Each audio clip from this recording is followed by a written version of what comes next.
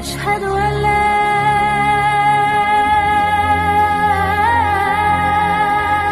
إله إلا الله। अस्सलामुअलैकुम वरहमतुल्लाहि वबरकातुहू। सवाल जवाब की नशिस्त में आप तमाम लोगों का इस्तकबाल है। आइए आज का पहला सवाल हम लेते हैं।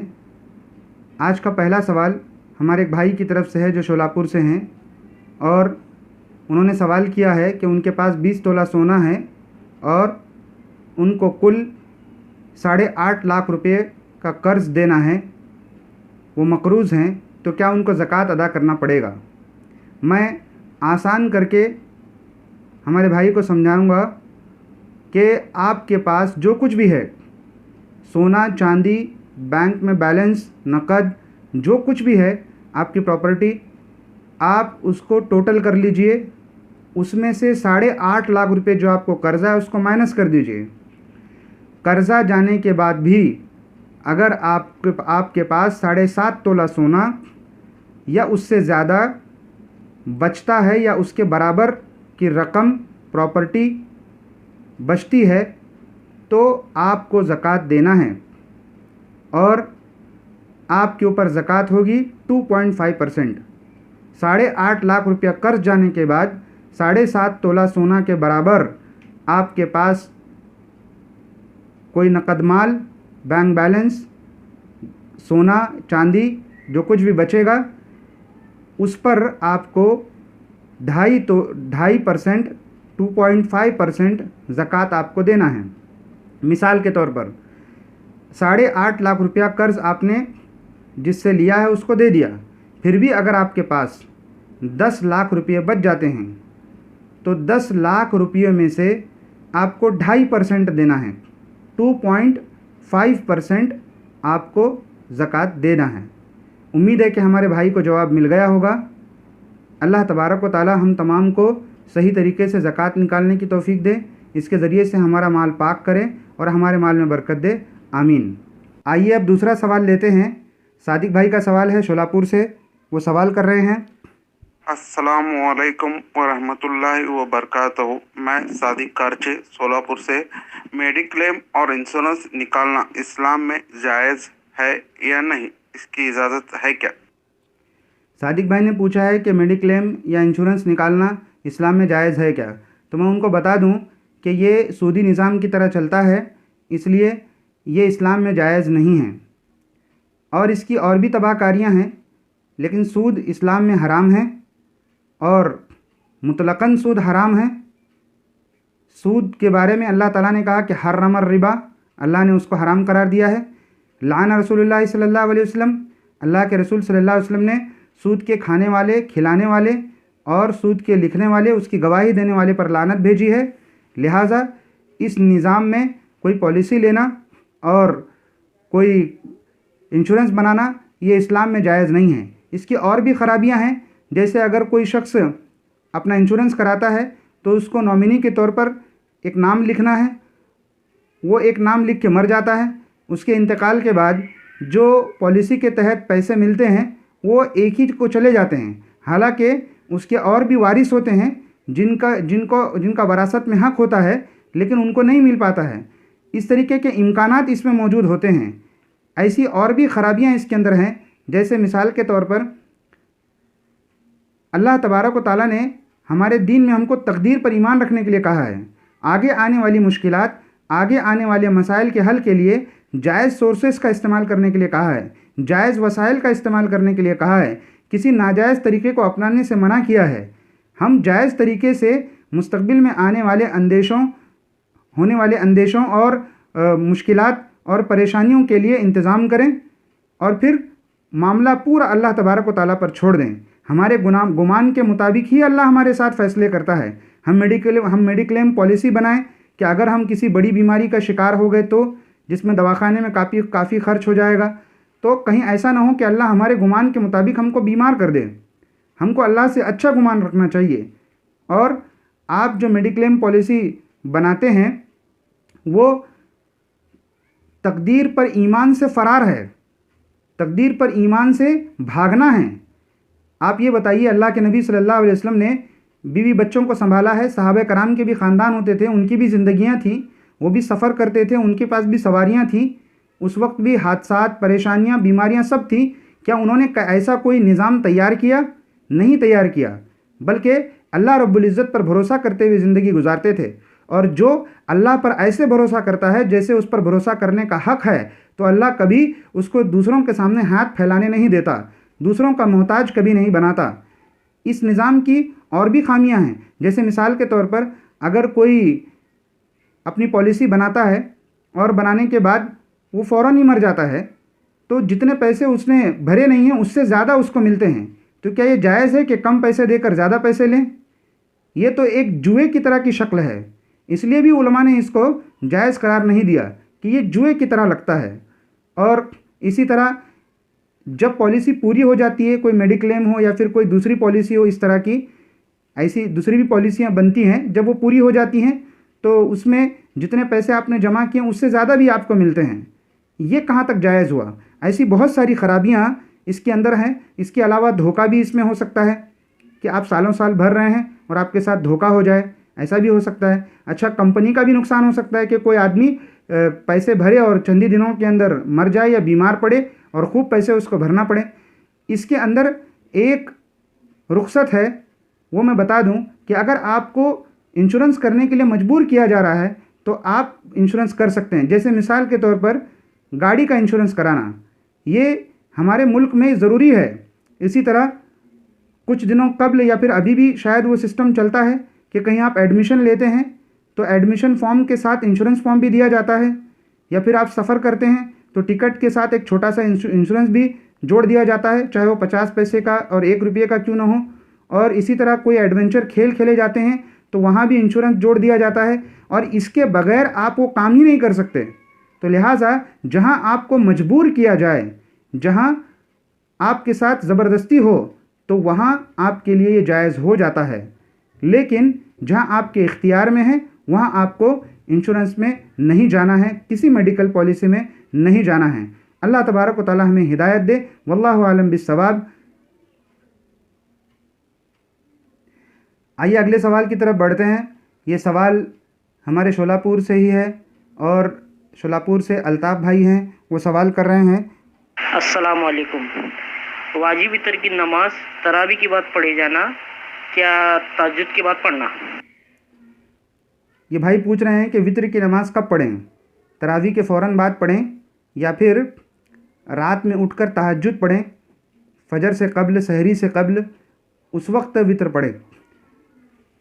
सही मुस्लिम में एक रिवायत है हज़रत जाबिर रज़ी अल्लाह अन्हु से, वो कहते हैं कि अल्लाह के नबी सल्लल्लाहु अलैहि वसल्लम ने फरमाया कि मन खाफ़ अल्ला यक़ूम मिन आखिरिल लैली फ़ल्युतिर अव्वलहु वमन तमया अन यक़ूम आखिरहु फ़ल्युतिर आखिरल लैली फ़इन्न सलात आखिरिल लैली मशहूदतुन वज़ालिका अफ़ज़ल।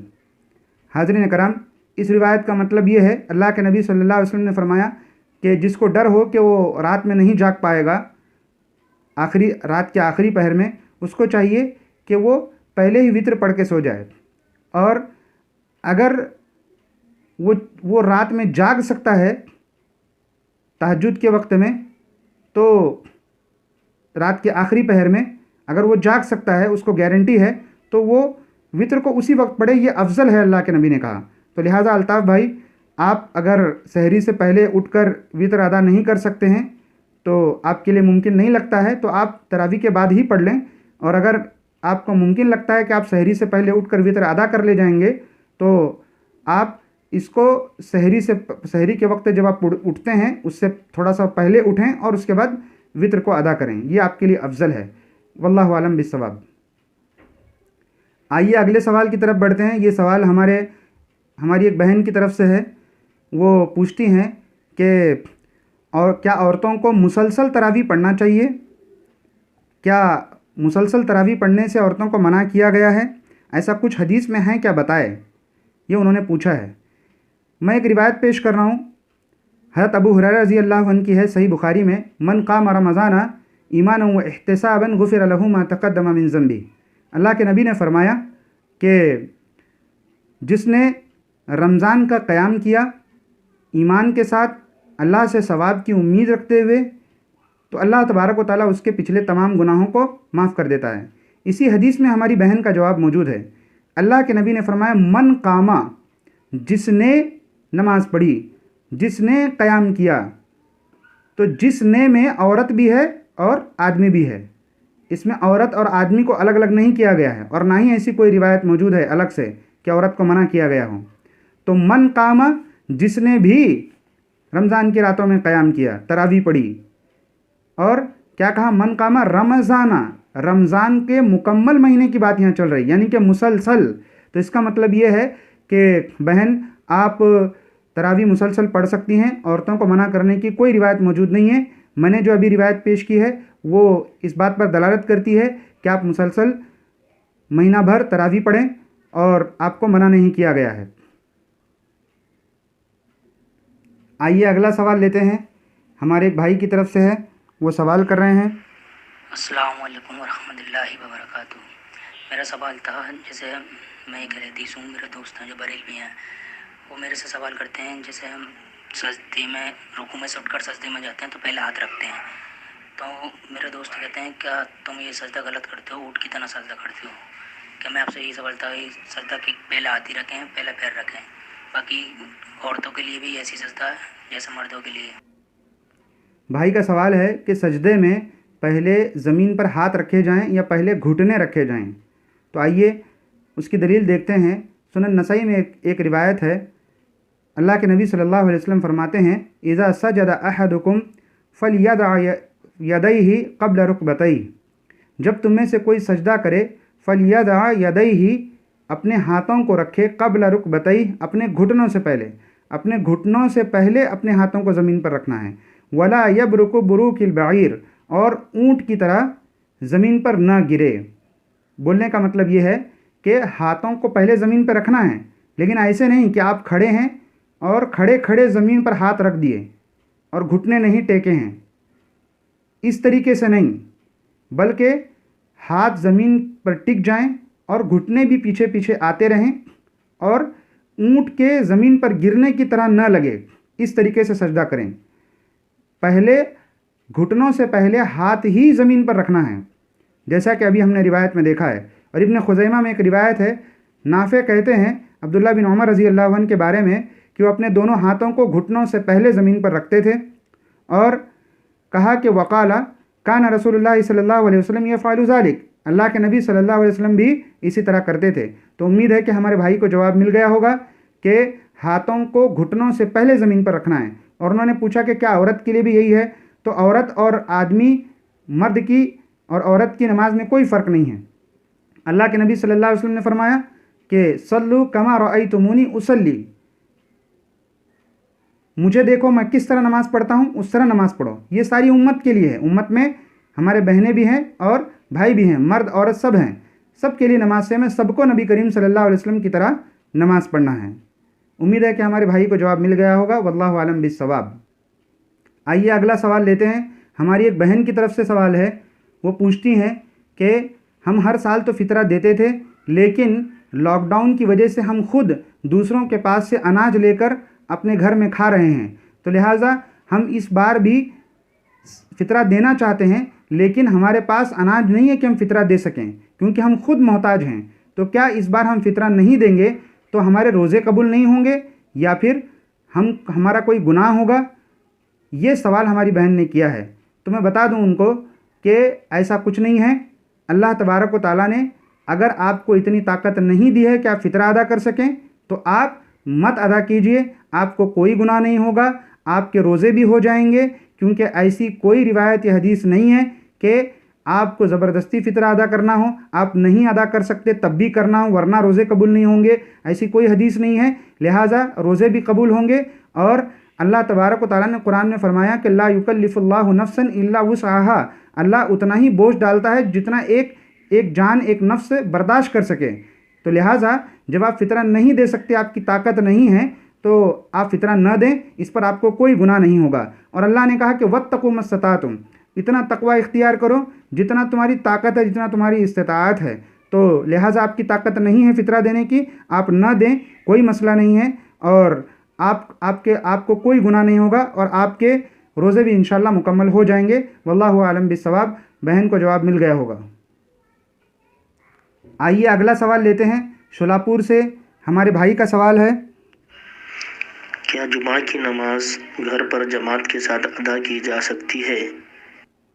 भाई ने पूछा है कि क्या जुमा की नमाज घर में अदा की जा सकती है। तो जवाब है नहीं, घर में जुमा की नमाज अदा नहीं की जा सकती, मस्जिद में जुमा की नमाज को अदा करना है। दलील क्या है? सही बुखारी में किताबुल जुमा में रिवायत है कि एक मरतबा बारिश हुई तो अब्दुल्ला इब्न अब्बास रज़ी अल्लाह अन्हुमा ने मुअज्जिन से कहा, अज़ान देने वाले से, कि हय्या अलस्सलाम मत बोलना आज अज़ान में, बल्कि सल्लू फ़ी बुयूतिकुम बोलो, कि अपने घरों में नमाज़ पढ़ लो। फ़कान अन्नासु इस्तन करू, लोगों ने ताज्जुब किया इस बात पर कि आप ये ऐसा क्यों कर रहे हैं। तो अब्दुल्ला बिन अब्बास रज़ी अल्लाह अन्हुमा ने जवाब दिया कि फ़अलहु मन हुआ खैरुम मिन्नी, कि मुझसे बेहतर जो शख्सियत थी उन्होंने ऐसा किया है, अल्लाह के नबी सल्लल्लाहु अलैहि वसल्लम ने ऐसा किया है। और उन्होंने आगे कहा कि इन्नल जुमुअत अज़मतुन, जुमा बहुत बड़ी चीज़ है, जुमा बहुत अज़मत वाला होता है और ये मुझे पता है। ये उन्होंने जवाब दिया लोगों को। उनके जवाब से पता चलता है कि लोगों को घरों में नमाज़ पढ़ने के लिए कहा और ये कहा कि जुमा अज़मत वाला होता है, मुझे पता है, लेकिन नहीं हो सकता, आपको घरों में अपनी अपनी नमाज़ पढ़ लेना है। तो लिहाजा इस रिवायत से पता चलता है कि घरों में ज़ोहर की नमाज़ पढ़ना है, ना कि जुमा की नमाज़ पढ़ना है। जुमा की नमाज़ मस्जिद में होती है और अक्सर उलमा ने यही कहा है कि घर में जुमा की नमाज़ नहीं होती, बल्कि मस्जिद में जुमा की नमाज़ होती है। ये थे आज के जवाबात। मैं आप तमाम हज़रात से गुजारिश करता हूँ कि अगर आप कोई सवाल करना चाहते हों तो सवाल कर सकते हैं। आपको नंबरात दिए जा चुके हैं और आपके पास इससे पहले भी नंबरात पहुँचे होंगे। 9766310478 इस पर व्हाट्सएप के ज़रिए अपना सवाल ऑडियो मैसेज कीजिए। इंशाअल्लाह आपको कुरान हदीस की रोशनी में जवाब दिए जाएंगे। और इस मैसेज को दूसरों तक भी शेयर कीजिए ताकि अगर कोई सवाल करना चाहता हो तो वह सवाल करे और वो जब उसके इल्म में जब इजाफ़ा होगा वो अमल करेगा, इंशाअल्लाह सवाब आपको भी मिलेगा। आखिर में अल्लाह ताला से दुआ है, अल्लाह तबारक व तआला हम तमाम को इल्म नाफ़े अता फ़रमाए। आमीन।